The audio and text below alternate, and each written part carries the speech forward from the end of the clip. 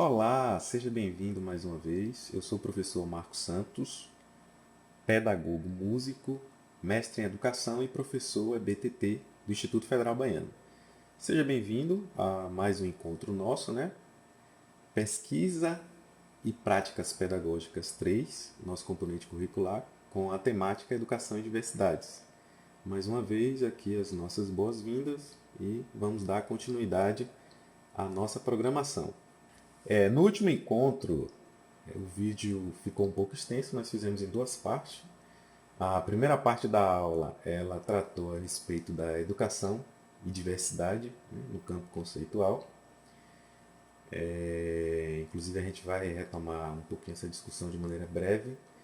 Discutimos também, né, de maneira resumida, sobre o evolucionismo cultural, né, que também é conhecido como darwinismo cultural, da metade do século XIX, né, teoria essa defendida por vários intelectuais da época, dentre eles Taylor, Spencer e vários outros.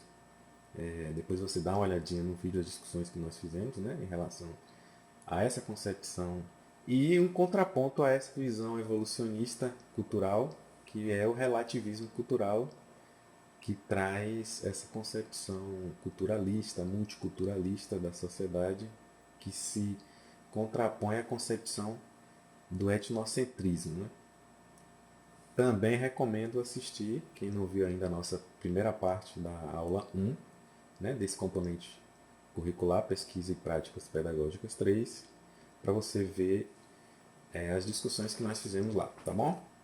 E abordamos a respeito das diferenças, né, dentro da sociedade, né, as ramificações que ela tende de maneira contraditória, né, para o caminho da rejeição social, física, afetiva, quanto também como elemento de um aprofundamento na compreensão em decorrência da diversidade. Na segunda parte da aula, nós tratamos sobre os marcos legais no Brasil sobre a diversidade, né?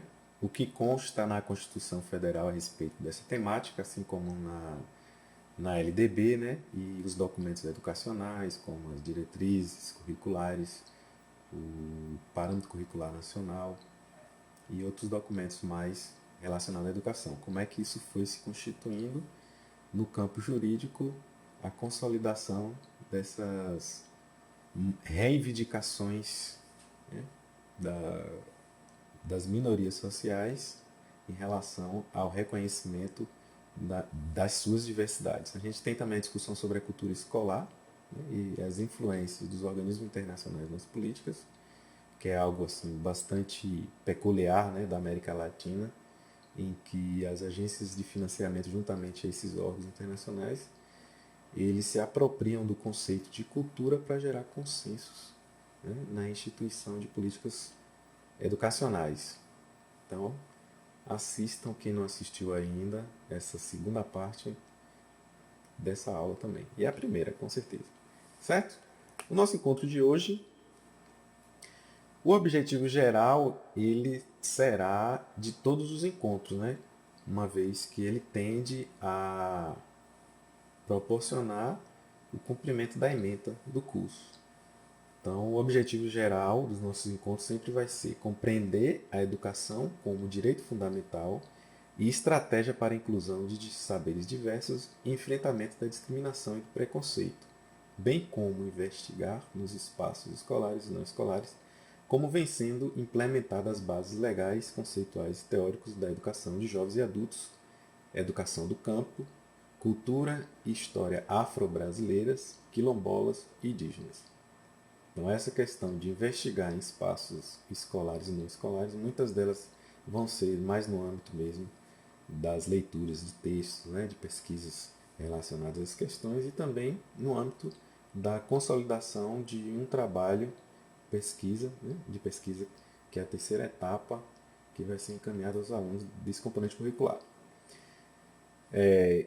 Objetivos específicos já diz respeito ao nosso encontro, né, de hoje. Nós temos aí reconhecer as diferenças no meio escolar como elemento pedagógico para aceitação e valorização da diversidade, meio de superação dos históricos preconceitos que têm levado à exclusão social, especialmente de minorias sociais, resultado de conquista de movimentos sociais mundiais. Analisar a maneira pela qual os conceitos de diferença e diversidade têm sido utilizados no debate contemporâneo brasileiro na educação e nas políticas públicas da área. Avaliar as pertinências do multiculturalismo e do interculturalismo, contrapondo-os no campo conceitual para um projeto cultural e político condizentes com as demandas da sociedade contemporânea, tendo em vista o cenário global. Então, a nossa discussão, ela traz justamente a temática principal da disciplina, a diferença e a diversidade na educação. O tema específico é educação e diversidades, mas nós abrimos a discussão a partir dessa temática diferença e diversidade na educação. Então, nós temos aí a forte presença nas preocupações sociais cada vez mais acentuadas dessas questões referentes à diversidade na educação e, consequentemente, também a maior discussão de cunho governamental, as políticas educacionais, incluindo questões voltadas a essa situação da diversidade. A década de 1990, como tenho dito já no último encontro, ela marca esse movimento de resistência, em que as minorias sociais denunciam situações discriminatórias na educação. Nós temos aí no Brasil a erosão do mito da democracia racial, e nesse momento de forte manifestação dos movimentos, nós temos também uma maior visibilidade perante a sociedade civil, perante a ação dos governos. Até mesmo organismos internacionais, nós temos aí a Unesco, dando ênfase na importância da abordagem sobre diversidade por parte da educação, influenciando inclusive esse relatório Delors de 1996, o relatório Educação, um Tesouro a Descobrir, que traz os famosos 4 pilares da educação, chama atenção para as políticas públicas em educação. Então, na última aula, nós abordamos sobre o campo conceitual de diversidade e diferença, que quando são colocados de maneira indiferenciada, quando eles são colocados no mesmo campo conceitual, eles desviam a atenção para as questões da desigualdade. É interessante você ver o exemplo abordado no vídeo anterior sobre essa questão. Diversidade e diferença colocado no mesmo patamar, que por sua vez acaba camuflando situações de desigualdades sociais.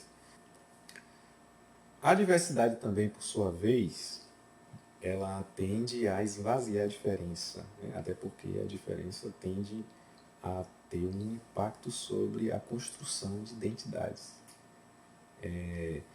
Numa dada situação de culturas diferentes interrelacionando a partir de princípios de tolerância e respeito, mas sem de fato haver um diálogo, e num processo em que se ignora as construções históricas e sociais das relações de poder, que estão imbuídas nesse processo cultural, a diferença esvaziada tende a promover esse choque cultural, e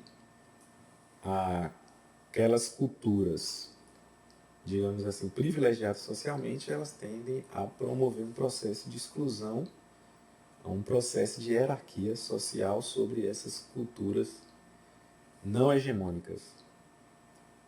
Então, não se pode de forma alguma ignorar esses conflitos de classes, e é justamente essa discussão que nós vamos propor na nossa aula, quando nós vamos falar justamente sobre multiculturalismo e interculturalismo.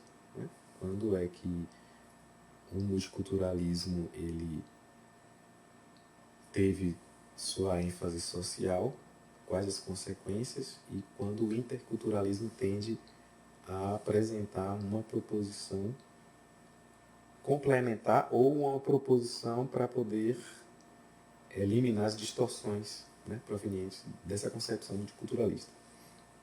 Então, assim, multiculturalismo e interculturalismo. qual o significado de cada termo? Qual melhor se adequa enquanto projeto cultural e político? Então, assim, inevitavelmente, para se discutir sobre essa questão, não tem como fugir do conceito de cultura, né, que é um dos mais antigos debates das ciências humanas, um conceito, inclusive, polissêmico, um conceito, vamos dizer assim, que se encontra ainda em processo, né, de discussão, de formulação. Existem muitas correntes filosóficas ou até mesmo concepções sobre o conceito de cultura que têm uma visão ampla, aprofundada e muitas vezes contraditórias entre si. Mas, enfim, esse termo cultura, ele começa a se moldar a partir do século XVIII. Né? O termo culture, que é uma expressão mais específica para definir aquilo que é objeto de uma formação ou de uma educação do espírito. Né? Nós temos, inclusive, essa concepção de cultura ainda muito forte nos dias atuais. Né? Quando as pessoas falam assim, seu Valdemar é uma pessoa de cultura, ou Cristina é uma jovem culta, né? Quando se usa esses termos, está se fazendo referência ao quê? Uma pessoa que tem uma formação acadêmica. Então, é uma concepção do século XVIII que ainda tem forte presença na nossa sociedade. Então, assim, essa concepção, ela tem uma oposição conceitual entre natureza e cultura. Até porque o conceito de cultura também teve muita vinculação à questão de herança biológica. Então, ela deu uma conceituação fora do âmbito da herança, digamos assim, genética. O termo inglês civilization, que faz referência a realizações materiais de um povo, né? O termo culture e civilization são dois termos em inglês que foram, digamos assim, sintetizados por Taylor, em que passou a usar o termo culture. Então, o termo inglês, fazendo referência à formação acadêmica, à educação do espírito e civilization, né, realizações materiais de um povo, foi sintetizado por Taylor na expressão culture, que diz respeito a todas as possibilidades de realização humana. Então, a gente tem aí um conceito um pouco mais amplo, né, em relação ao que seja a cultura. Embora, dentre várias concepções do conceito de cultura, nós temos aí destaque para a concepção que centra nos saberes sistematizados, né, no mundo ocidental, e a concepção que traz a cultura como o resultado de totalidades complexas, que é a concepção mais próxima, né, embora ela sofreu transformações, né, do ponto de vista filosófico mesmo, do ponto de vista da reflexão científico-acadêmica, mas o conceito mais atual que nós temos de cultura se aproxima dessa concepção das totalidades complexas. Então, o multiculturalismo, conforme aponta Rosa, né, 2007, se trata de uma teoria do que se concebe uma sociedade multicultural. Segundo a autora, a sociedade multicultural ela pode ser vista a partir de três concepções. Então nós temos aí uma nação, um exemplo, né, dessa concepção, uma nação em que ela apresenta como unidade a língua oficial, mas que tem várias regiões com os seus dialetos, com as suas características culturais distintas. Né? O nosso Brasil é um excelente exemplo dessa situação, em que nós temos de universalidade a nossa língua, né? Nosso idioma, português, mas que nós temos também, dentre as várias regiões do país, as características, né? As formas de falar diferenciada, a música, a cultura, a culinária, a forma de se vestir, que constitui assim, esse conjunto de diferenças que existe no nosso país, em função do seu tamanho continental. Mas também você pode ter aí uma situação, né, forte de imigração espontânea ou forçada e que nessa interação com a cultura estrangeira tende a também criar um universo diversificado também de culturas. E por sua vez também nós temos a concepção que expande, né, o conceito de cultura, coincidindo com as minorias sociais, imigrantes, sexuais e por aí vai. Também é importante enfatizar, né, que o pluralismo, por sua vez, dentro dessas discussões, né, da diversidade, ele é categoria da sociedade democrática.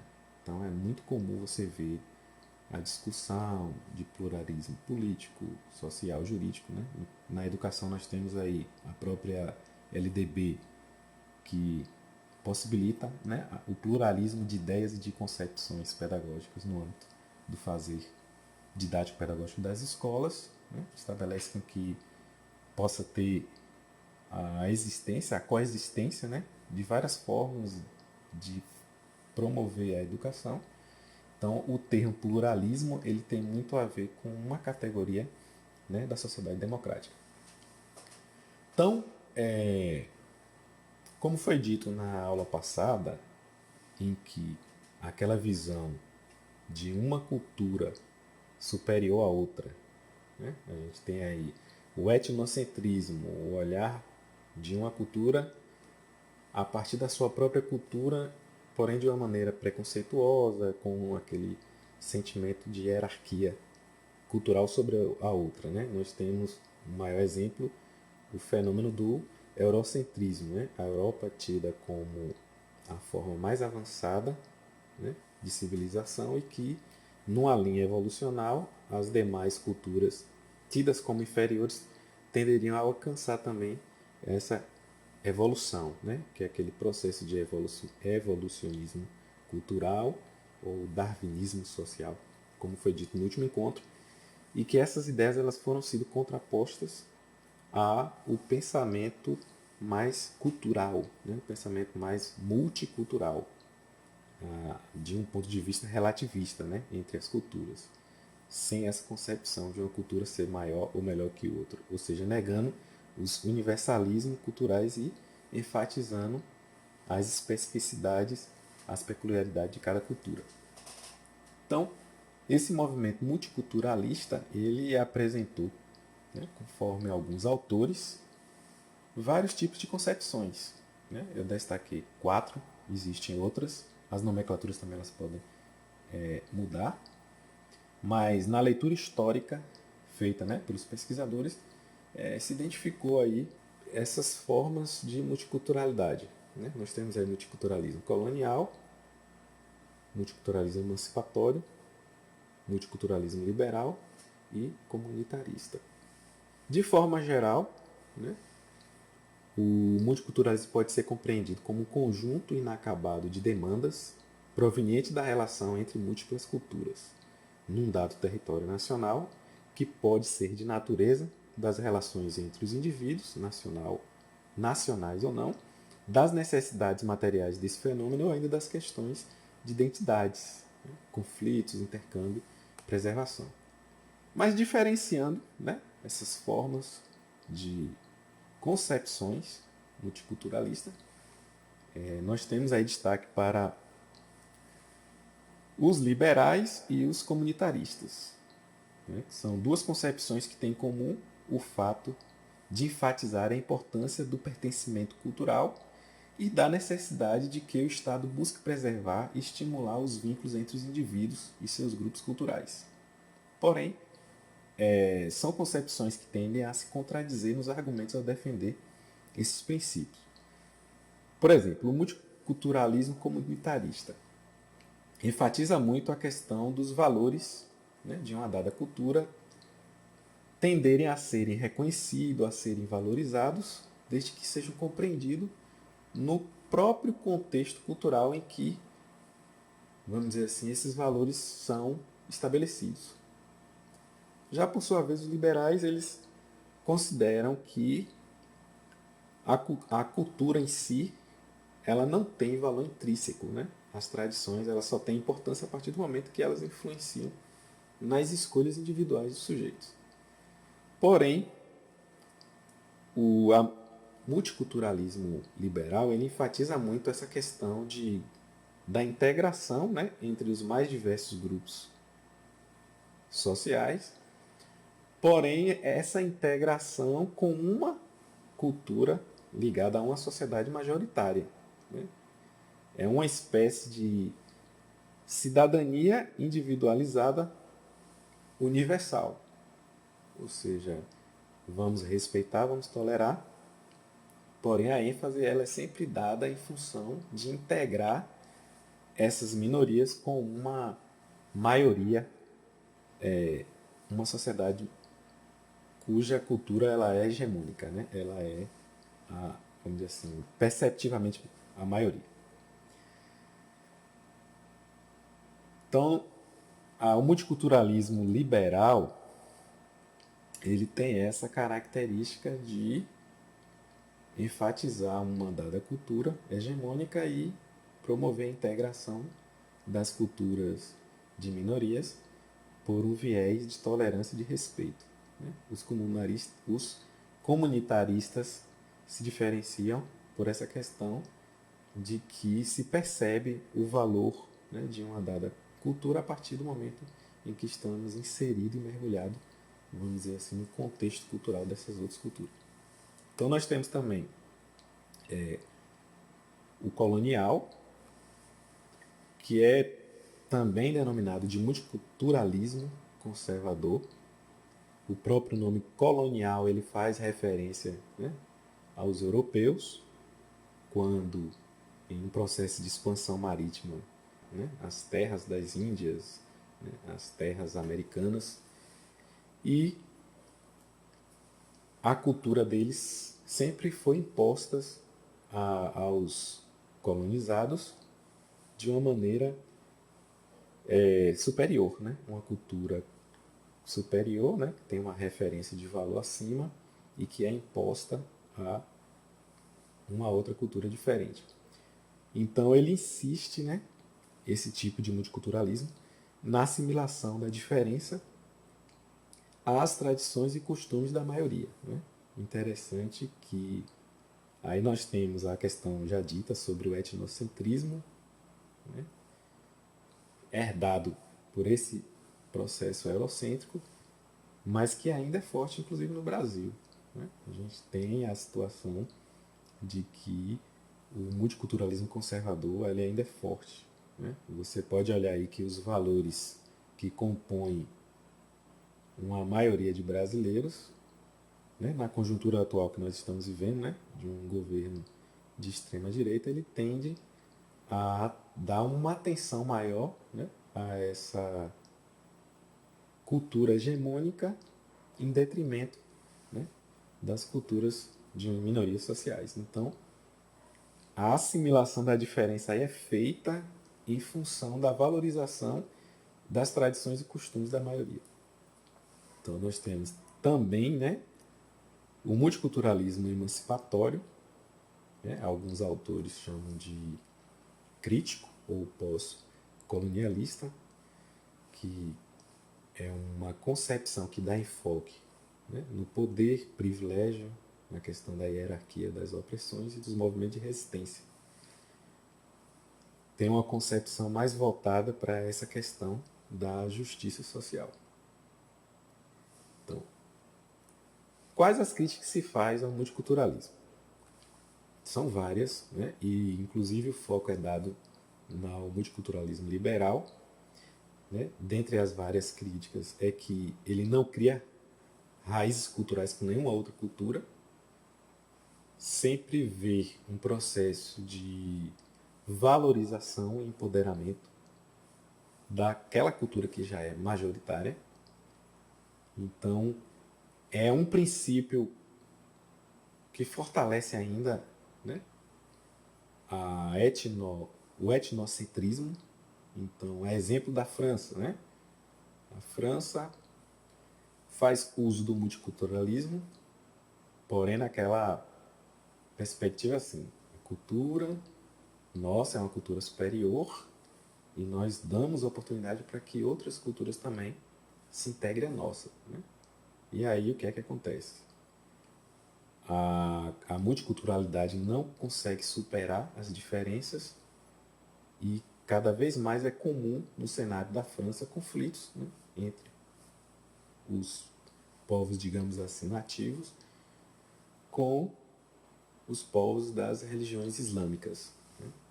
Nós sabemos da polêmica que acontece, né, da proibição em locais públicos do uso do véu islâmico. Então, a princípio, tinha-se aquela concepção de tolerância, de respeito, né, para com a cultura, mas que depois ficou evidente um aprofundamento desse processo de xenofobia, de racismo, de conflitos, né, de natureza étnica. Então, o multiculturalismo também é criticado porque ele não promove diálogo. Né? Você tem aí uma tolerância que ela só tende a afastar. Fica cada um na sua, respeitando e tolerando, porém ignora essas questões de conflitos.